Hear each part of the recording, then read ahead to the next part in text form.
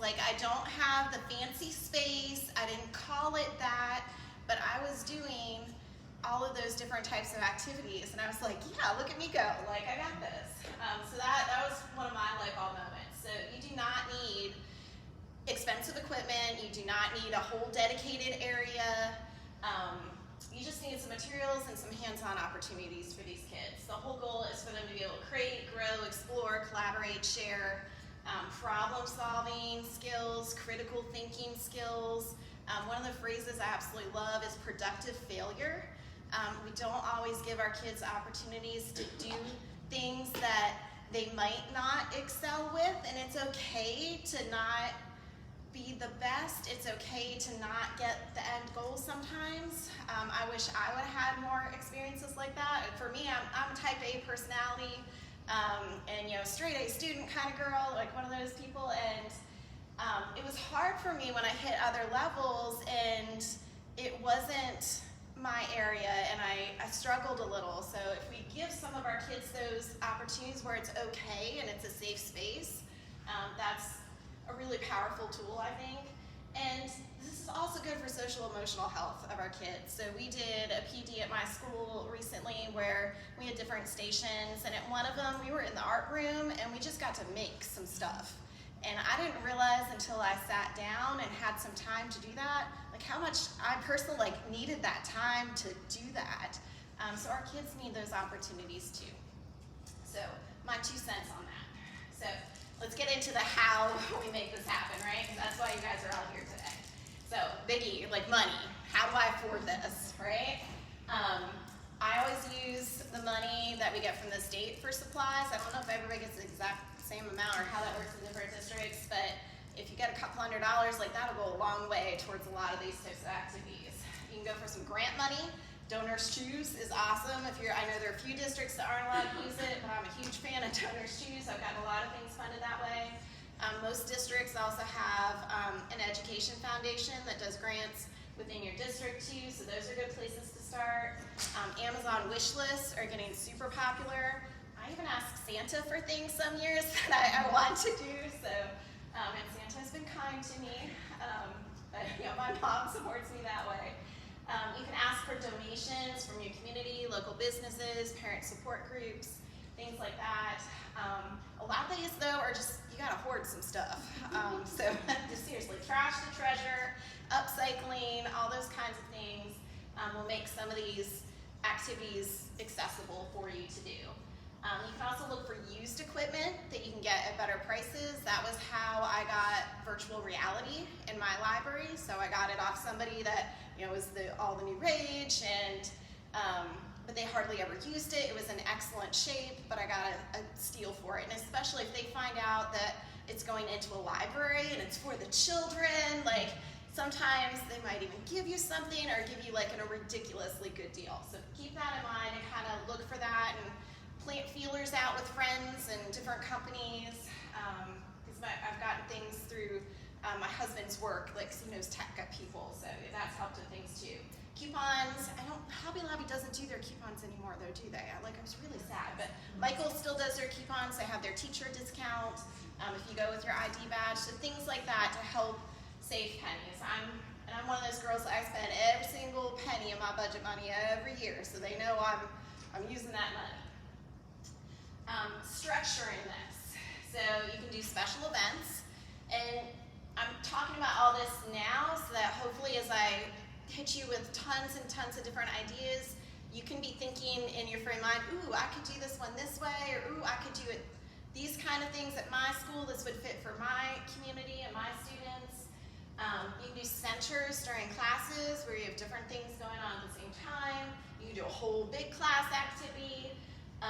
You can do this during lunches. I know that's one of the options in my building. They can go outside for recess, even though we're middle school, or they can come inside to me, and a lot of times we're gaming, or we can do STEAM challenges and things like that. Before school, I host a lot of things before school. After school is another option if your kids are allowed to stay. Again, it all depends on your kids and your building. Club time, a lot of schools will do different club time where you can host different things, so you could be the STEAM Makerspace Club and do things that way. And even passive programming. So I have a lot of things that are just kind of, I've got one area of tables where I just have things set up all the time, and my kids can just cruise by and sit and chat and make. And if you are at middle school, some other ideas for you guys. I have a family and consumer science teacher that's collaborating with me on a regular basis, and she does child development lessons.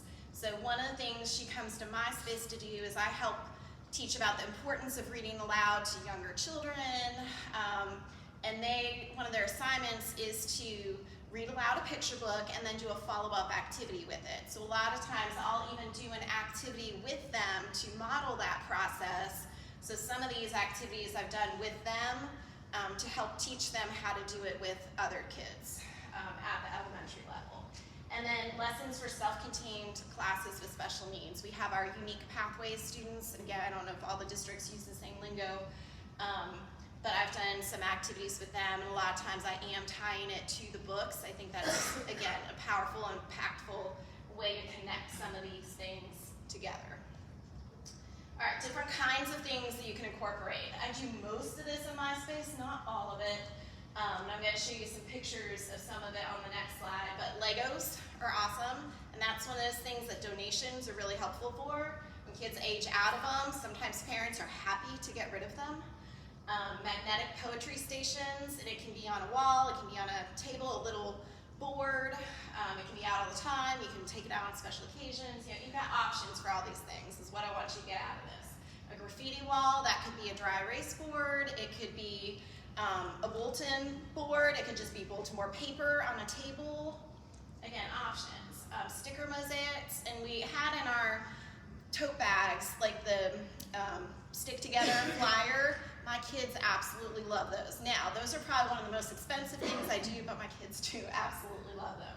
You used to be able to get them out of the Scholastic catalog, and you can't anymore, so I'm bummed about that. Oversized coloring, so we have a poster maker, and so I'll just take a coloring sheet and I'll either cite it or it's something royalty free I'm allowed to have. I'm trying to model good things for my kids, right? But I'll blow it up to a small poster or a big poster, and just crayons and markers and colored pencils.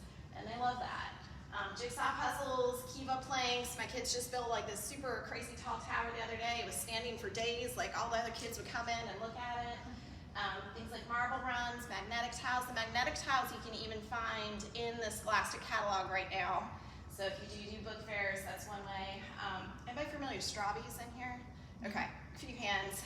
For those of you that aren't, like I used to use them when I was at the public library, but think like Tinker toys that you can make yourself out of recyclable materials. So you've got straws and then you make little connectors for them.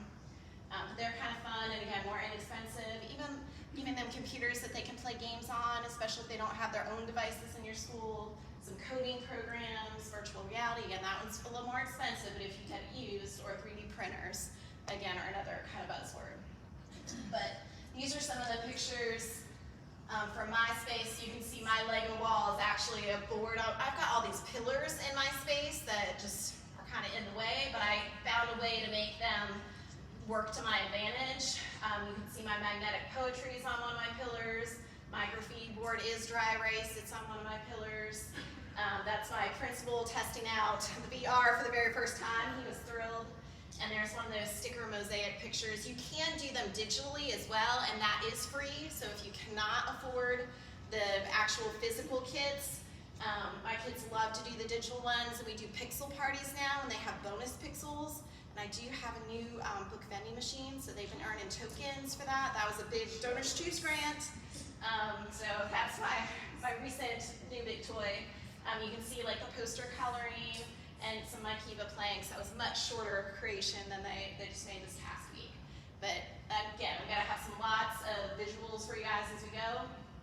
I've got it kind of in 3 different categories. We're gonna start off with some STEAM challenges. We'll move it into some crafty creations, and then I'm gonna give you a bunch of picture book pairings. Candy catapults are a lot of fun. You can use things like pencils and spoons and craft sticks and binder clips. So I've got some different materials up here that work. If you do it around Halloween, you can launch candy pumpkins across your libraries. If you do it around Valentine's Day, you can be launching candy hearts. The kids think it's great fun, and they're working on engineering skills. You just kind of have to run around and make sure they pick up all the candy so you don't attract any little critters. But those are a fun STEAM activity. Strongest structures. We've all got books laying around, right? So usually I'll use one of my one book, one school titles. So they're all the same and we can talk about the variables. And, you know, what if one group had all picture books and one group had all chapter books or different size books or things like that. So it's usually we standardize the book and then I give them a very specific amount of things so that you don't have to have endless supplies. Like, okay, you get 30 jumbo craft sticks, you get 30 standard craft sticks, you get 20 clothespins and 15 binder clips. See what you can make. The one that can make the strongest structure wins a prize kind of thing. And sometimes it's just a piece of candy. Like, and my kids will do anything for Jolly Ranchers. But it's, again, they're working together. There's some collaboration going on here. I usually have them do it in small groups. They're thinking, it's trial and error. And again, like, and I can even reuse these supplies again. Like, they don't have to take them with them. So, cheap. Marshmallow towers are another really fun one. And one of my monthly programs I do now, I used to do it during lunches, and now I'm doing it during mornings. I call it Gators Unglued, because we're gators at my school. So, and it's a STEAM or a craft challenge that I feature every month. The tallest freestanding structure using marshmallows, toothpicks, and spaghetti noodles. So uncooked spaghetti, obviously. But again, they're creating different things. They were working in groups. And you can see they've made some, like, that's taller than a yardstick. Like, that's impressive. Paper airplanes. Cheapest program you can do, and the kids love it. And you can do it a couple of different ways. You can have multiple categories, or, you know, okay, this month we're focused on the most innovative design, and, you know, next month we're focused on something different. But the worst thing with this is sometimes you have to climb up on a ladder and retrieve a paper airplane from the top of your lights, depending on how your lights are structured, that kind of thing. But again, the kids are working on skills. You can pull out some books if you have books on this topic, or you can print some design ideas for them if they need that scaffolding and support. I even have some that are laminated so I can reuse periodically. And then of course I let them create their own designs as well. Paper chain challenges. Again, this is one I need some paper for. We've all got access to paper. Throw in some scissors and glue sticks, you got a whole different program. So who can make the longest paper chain with only one sheet of paper? And again, you'll see the different strategies, and I love just listening to the kids talk and how they try to figure out, oh, like he did that and that's working better than what I'm doing. And just seeing their little brains work while they're having fun is so important. This one is a little more expensive than some of the other ones, but I did coupons from Michael's for this. And I ended up with enough beads that I could do it again. But I bought different color beads, and we coded using binary code their names. And they absolutely love this. And I still have mine that I made with them. But I had a little worksheet that they could use either with the colored pencils to kind of code it out so they knew what they were doing, or some preferred to like set their beads on it. You just need some of that elastic lacing, let them string them, tie them, and they did a cool little coding activity that they can wear around, and then other kids are asking them like, hey, where'd you get that, and what's that? And then they're talking about coding in the hallways. Index card towers. Tallest tower you can make, no tape, no glue. And again, when you give them kind of some specifics, like it's just to make it a little harder, a little challenging, but they have a ball doing these kind of things. And again, you just go raid your supply closet, you know, somebody looks tore of it, and index cards, and if they don't fold them all, like I can reuse a lot of them again in the future. The paper door challenge is kind of fun. So this one's a little different, and it has some rules. So you get one sheet of paper, and you have to cut it in such a way that you can fit your entire body through it. But you're not allowed to use tape or paper clips, staples, glue. You can't tie it together. It has to be intact.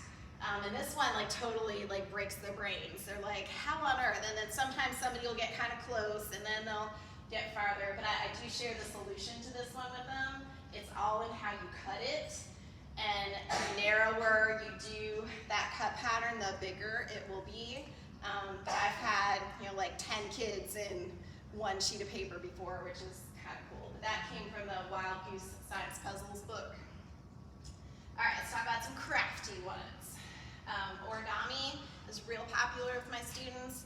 I used to do printed directions, and I just kind of circulate and help them when they get stuck. But I'm actually finding they do really well with like YouTube tutorial videos. So we've started doing that, and I just post a link that they can have access to, and that way they can replay a step if they need to, or pause it while they fold something. So I kind of have to look for those in advance, but a lot of times we'll do these for the holidays. We've done turkeys and pumpkins and jumping frogs. I've done hearts, and I've even, with the videos, I've offered like several different levels. So we had like an easy heart, a medium heart, and an advanced heart. So different things like that. Again, they're using their brains, they're following directions. That's a skill that they need, right? We've been having fun with that. This one, Monster Straw Art, I actually did differently this year with a book called Splatter by Dan Alber, if you guys are familiar with that one. So you can do these different ways, but diluted paint, so I had like little squirt bottles, so part paint, part water, and a little paint goes a long ways, so they just need to squirt a little bit on there, take their straw and blow it, just to make creations. And again, anybody can be successful with this kind of thing, these kind of open-ended craft activities where they don't all have to look the same. It's not based on a specific product, so kids can experience success with that. And sometimes your kids that aren't your straight A kids are the ones that are really cool creative thinkers that kind of excel some of these art opportunities or even some of those STEAM challenges. And it's cool for them to be the ones that shine versus some of the others. But again, super easy, doesn't take a lot. Your art teacher will probably even let you borrow a few squirts of paint. This one came about with, I had a whole bunch of CDs from audiobooks that were in my space. And I asked the kids, you know, like, hey, do you guys use CDs anymore? And they're like, what are CDs? So I'm like, okay, it's time to leave these, right? Like, we're done. So then I got on Pinterest, of course, right? What can I do with this big pile of CDs? And I came up with these glitter ornaments. So my library was a little glitterified for a while, but you know, everybody needs a little sparkle in their lives. But again, easy activity. I let them set them on top of my shelves to dry. They could come pick them up at the end of the day, kind of things. So we didn't have wet paint in the hallways and lockers and all those good things.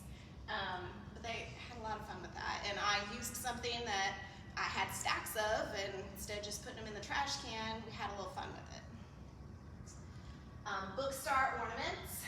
This is a way to upcycle some of those paperbacks or, you know, even hardback, whatever, that have fallen apart. I actually have used the same like 5 or 6 books, like half a dozen books from 6 years ago when I started. Like, I'm still using those same like 6 books, and they were just completely destroyed, but they're fun, popular titles that they literally read to death. So I've got like Percy Jackson and Hatchet and things like that, and they love the fact that it's a book that they know, and sometimes they're like, oh, I remember that part. And so they're talking about books, and I have kind of assembly line directions for this one, the way I set it up and have them go through it, but it fans out when they're done, so it's literally a 3D star that they can hang on a Christmas tree or hang in their window, or you know, whatever they want to do with it. But that one I have found that following directions is a challenge for some of my middle schoolers. DIY bookmarks, you can do, these are just a couple ideas, but for the snowman, we're using discarded books again. We're just punching circles out, 3 different sizes, and then they're decorating with Sharpies. Paint sample bookmarks are fun. Just go raid a whole bunch of them from your hardware store or you know, wherever, and they're free. And we're gonna make bookmarks out of them. You can have them add some ribbon or stickers, or you know, you can do them different ways. Corner bookmarks are simple again, like we dress those up with some scissors, stickers, and markers. And the button bookmarks, that's actually a ponytail holder and a ribbon and a button, and that's it. So a couple stitches, or you could probably use staples if they didn't want to do stitching. But my kids do sewing in their family and consumer science classes, and she'll let me borrow some needles and thread and things like that too. Book page snowflakes, like I used to do this all the time when I was a kid, you know, make a paper snowflake, and you know, we're just doing it again out of discarded books because we've got access to books, right? So use what you have. But I found most of my kids had never ever done that in their lives, which shocked me. I'm like, okay, we're gonna make some snowflakes. And they usually have time that they can even make a couple. Blackout poetry is another favorite with my kids, and I did poetry stations one year, so sometimes I incorporate into that, sometimes it's just a program on its own, but I love seeing the different ways that they do that. I put like bulletin board paper down so they don't get Sharpie on my tables, and just let them have at it. I just need discarded books and Sharpies, and we got a program. How many of you are familiar with Jarrett Lerner's stuff? He's awesome. He has all kinds of activity sheets he puts out there for librarians that are completely free. So one day, I've got a lot of kids that love graphic novels too, so we made our own. And he's got a lot of nice starter pages where you can finish the comic, so it gives you something, and then you got to think about like, okay, like what might happen next, or that kind of thing. So again, they're thinking about stories, they're creating, they're drawing, they're adding dialogue. But my kids had a ball with that, and I just printed off some sheets from his website. All right, so picture book pairings. So this is a program I did at the public library once, and the way I remembered about this one was one of my colleagues actually emailed me and said, you know, we had somebody in the library the other day that was talking about that program you did years ago, and it was like, that just made my heart feel good. I'm like, they remember these kind of activities. But we had the fire department come out, and so they dropped their creations, and this is one that'll take a little more time, so it's not quite as quick as some of the others, but they dropped them from the top of the ladder truck, and their goal was to create something using, you know, just trash, essentially, recyclables, trash to treasure kind of stuff that would protect their egg from the drop. But the catch was it had to be something where your egg could be easily retrievable so that we could check it when it dropped. So you couldn't like completely bundle it up and you can't ever get it back out again. So give them a couple parameters, there's a cool little egg drop book, and voila, you've got a fun program. Like I said, that one does take a little more time than some of the others I've shown, but if kids are remembering it like 6-10 years later, like that's pretty cool. The most magnificent thing, I love this little book. It's got such a good message to it. She's trying really hard to create something and she gets frustrated, but then, you know, she figures it out and it's magnificent even if it's not perfect. So I love the message, but the way I've done it a few different ways, but my favorite way to do it is with mystery bags. So again, I'm just collecting a whole bunch of random stuff.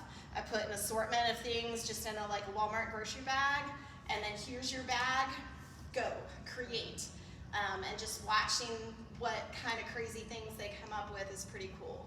So you do need things like masking tape or glue dots or liquid glue, like things like that, to try to help them get things that stick. I do love glue dots. They're one of those wonderful inventions in the world, but they have a good time with this, and this was, again, my family and consumer science students that were coming to learn about things, but I've also done it with my Unique Pathways kids too. Perfect Square is another really cool book if you're not familiar with it, but it's a square, and all these different things happen to it. It gets ripped and shredded and torn and holes get poked in it, but it just keeps on going and it makes different beautiful things as a result. So you give them a piece of square colored construction paper, you know, and I'll chop one piece into like 4 squares, and here's your square. I'll give you some scissors, some hole punches, create something. You can even have them create it on like a half sheet of paper, so you're saving some paper, kind of a thing. They've loved doing that too. Windblown is another one where the publisher actually gives you an activity sheet that goes with it. So in this one, it's just different scraps of paper get blown around into different animals, like the bird or a fish or, you know, whatever. But they get the pieces and then they get to try to arrange them into something new. And they come up with different things every single time. Like, it always just amazes me, their creativity. This was another one I did at the public library. So the 3 Little Pigs building challenge. You could do this different ways. So it's straw and sticks and bricks, right? So you could do strawberries, you could do popsicle sticks, and you could do Lego bricks. And you could have it where you have different teams, and they just get one set of materials. You could have it where, okay, today we're gonna do our stick houses, and then next time we're gonna do our brick houses, Or you could have, you know, like different stations and let them do all three all at once. Like it all depends on your timing and how you want to structure it and play with that. But if you have a big like box fan, that's the big bad wolf that huffs and puffs and tries to blow their houses down. The kids thought it was hilarious. And there's other Three Little Pig books out there too. Those are just a couple of my favorites. But International Dot Day is a lot of fun with Peter Reynolds. And my kids just again, you make a dot and see where it takes you. So make your mark on the world. So again, it's got a fun message to it, and a lot of these books that, you know, they're designed for your elementary folks, but my middle school kids can still appreciate that, and they don't really think it's cheesy when we do those things. Like they're actually having fun with it, and they might not tell everybody that they think your picture books are cool, but I tell them like they're E for everyone, and I like them too, and I'm old, so it's okay. You can make bridges. This is a really cool book, 21 Elephants. And you can make bridges out of different things. You can do cardboard tubes, you can do craft sticks, you can do straws, you can do kiva planks. Lots of different directions you can go with it based on what you have access to. And they even make elephant manipulatives if you want to get extra special with it. Or like the counting bears, like you can do bears instead of elephants, you know, just whatever, we're mixing it up, or things like that, and they can actually see if they will support 21 of them, or whatever number you want to make for your challenge, kind of thing. Kindness rocks are really fun. We actually did this one in my art teacher's room, because she's like, I got all the stuff, and you don't want to make that much mess in your space. And I'm like, all right, so we're field tripping down the hallway here. And you can do this one with, you can tell everybody to bring a rock, or I had a big old bucket of rocks that I brought with me. Again, she gave us access to the paint. We had a drying area. They could come up and pick them up at the end of the day.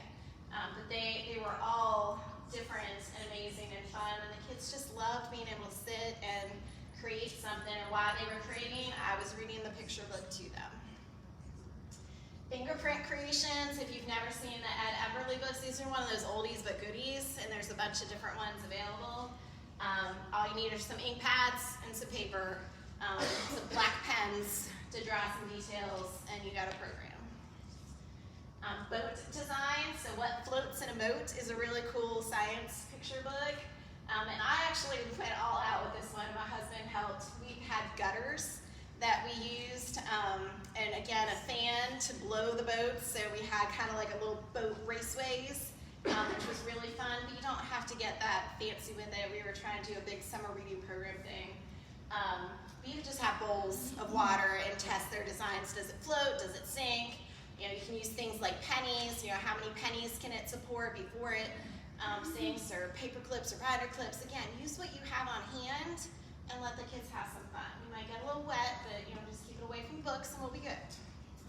Hanok Piven, I don't ever know if I say his name right, but he has a lot of fun books if you've never seen his stuff. Again, they're not brand new books. I've got some new stuff and some old stuff in here. But he's all about making cool creations out of just random objects that you have laying around, like pencils and buttons and socks and whatnot. So, and you can go different directions with it and highlight some of his books, show some of his examples, and then let them run with it. Again, another oldie classic, right? Even if you don't have access to it, like you can find a lot of these still at the public libraries if it's not in your collection, or YouTube has so many books out there now too. But you can finger paint with shaving cream, you can stretch and glue cotton balls, you can make ink blots with white paint, you can go outside and look at actual clouds. Like, again, there's different ways that you can go with it, and just make it fun. Color mixing is another easy activity. There's so many different books, and you can do things like watercolors, Play-Doh, paint. Again, different directions you can go with it. I've done it with homemade Play-Doh before even, and there's lots of recipes you can find online, and that's pretty simple and inexpensive to make. Leaf Man, I think, is another good one. Typically I'll do that in the fall. If I'm gonna do that one, I just go out one weekend, go on a hike, gather up a bunch of leaves and sticks and acorns and stuff like that, and see what they can make out of it. All right, so additional books. And I've got these kind of grouped in different categories for you guys. And again, you might not have all these in your collection. I don't have all of them, I have some of them. Sometimes I'll buy something special because I know I'm doing an activity, or a lot of times I will go to the public library and I'm checking out this book for this one thing. It doesn't have to be something that you have. But these are some cool science titles. The questionnaires are a really fun series that I like, and they keep kind of growing on that one. I don't think they're done with those yet. If you're looking for technology kind of things, like I was looking at this presentation, I'm like, I want to get Carl's New Beak. That one's about 3D printing. So I'm like, that's a really cool, like, real world application for these kids to see. Things like that. Girls Who Code, all kinds of things. Engineering, these are some fun ones for your aspiring builders and architects. I love the Chris Van Dusen stuff, and he's got different ones. You know, if I build a car, if I build a school, if I build a house. Art, there's some really cool art books out there. Again, some of these are about people, some of these are just about creating. Math, there are some cool math books out there too, and I know a lot of times we feel that that's our hardest content area to connect with, but if you really do embrace some of the STEAM challenges and things like that, or incorporate some of these math books, that's a good way to connect to that subject as well. It's 7, 8, 9, like funny pun jokes and things like that. And Greg Tang has some cool ones. So there are chapter books out there too that tie in with science, and I've got kind of a little bit different range of ages on here because I know we've got quite the group. But Hidden Figures, I'm actually doing right now with my Battle of the Books class. We're doing narrative nonfiction, kind of a one book, one club thing at the moment. And we're learning a lot of really cool math and science things, and then we're gonna watch the movie and compare and contrast.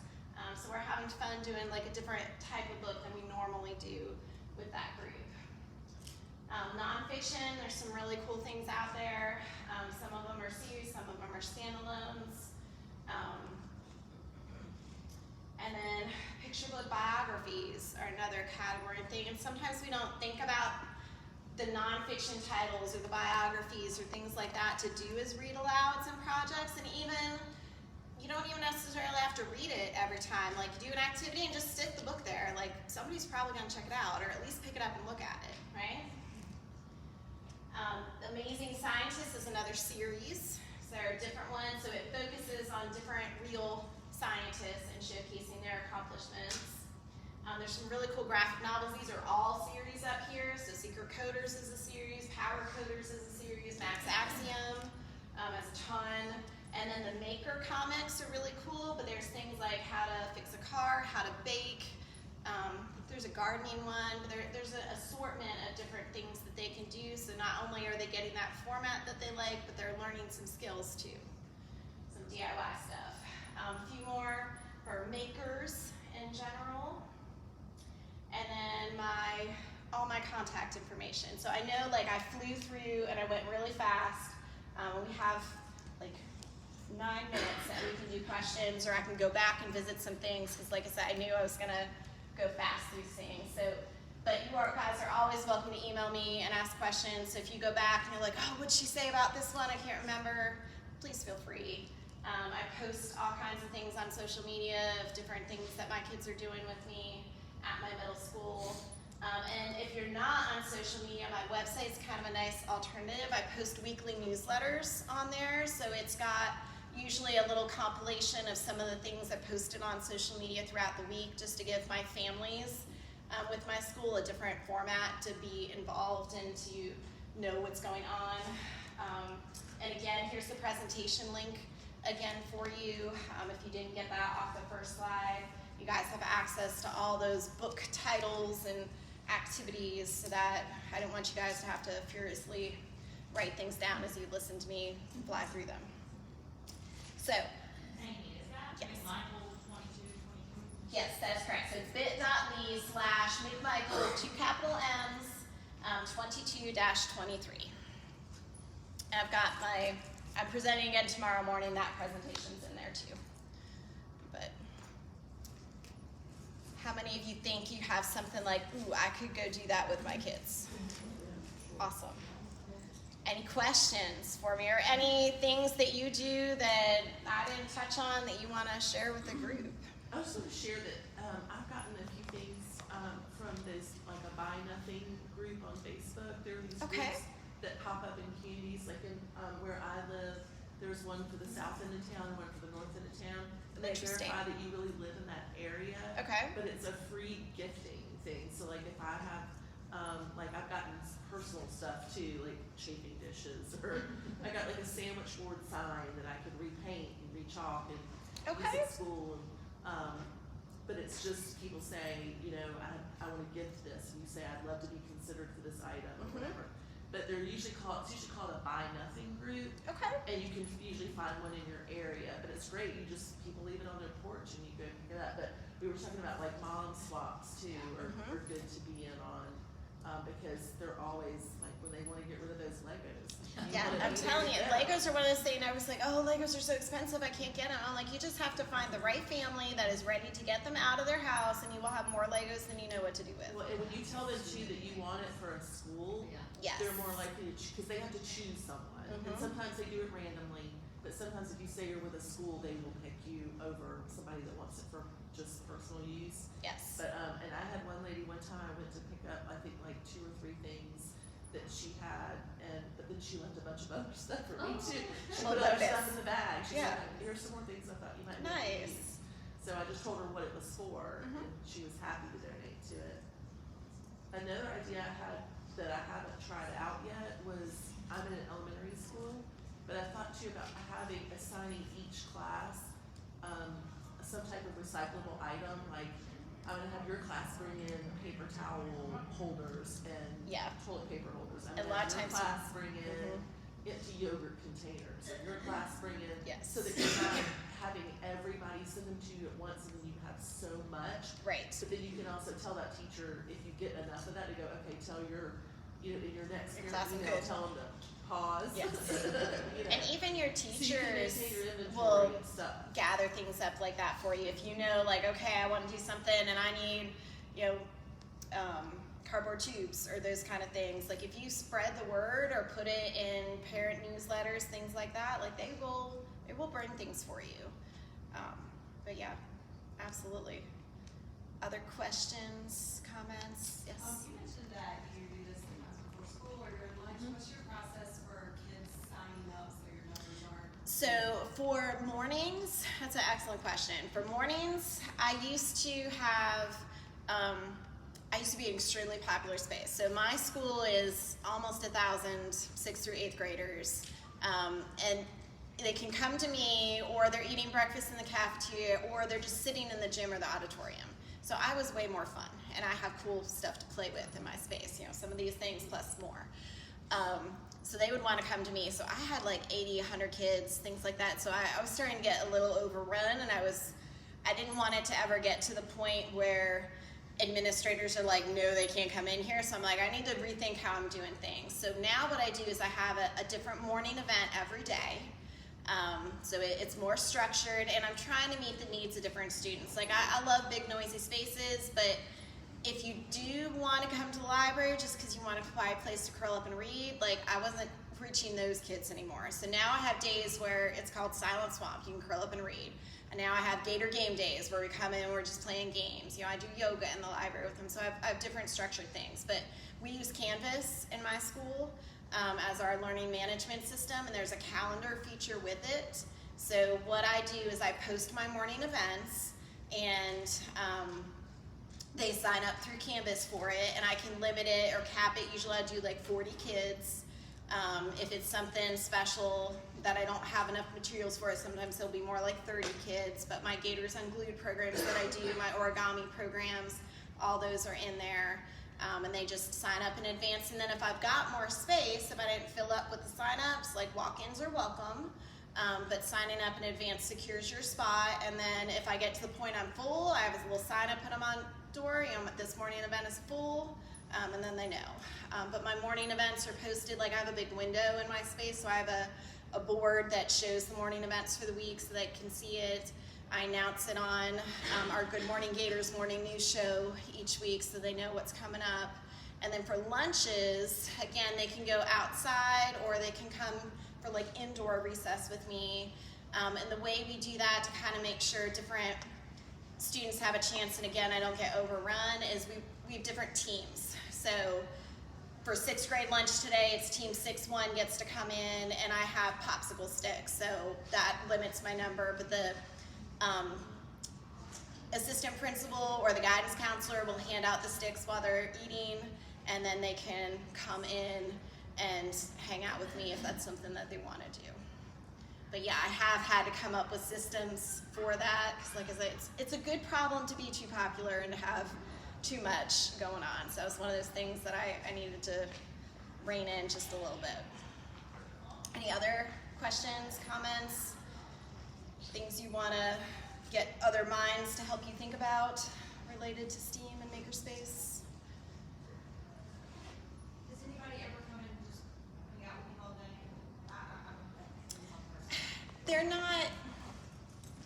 not allowed to hang out with me all day because they got to be in class. But oh, absolutely, yes. So I've had people come and shadow before, especially like some local ones. They want to come, and I've got some crazy stuff in my space. You know, I've got an arcade, I've got air hockey, I've got pop shop basketball.